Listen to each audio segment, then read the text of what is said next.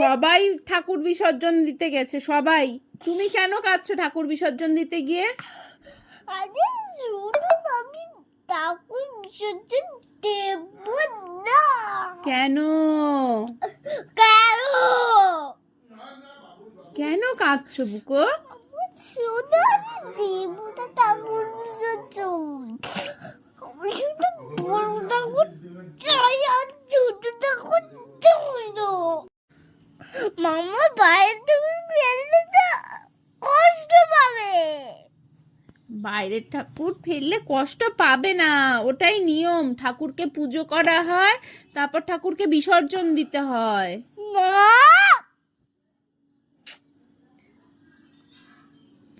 তুমি কি বাইরে থাকতে পারবে সেটা বলো তো আমাকে। তুমি কি পারবো তো, খেলতে পারবো। বাইরে ঘুমু করতে পারবে? না, কেন? তাহলে ঠাকুরও তো এটা বাইরে আছে, ঠাকুরের কষ্ট হচ্ছে না?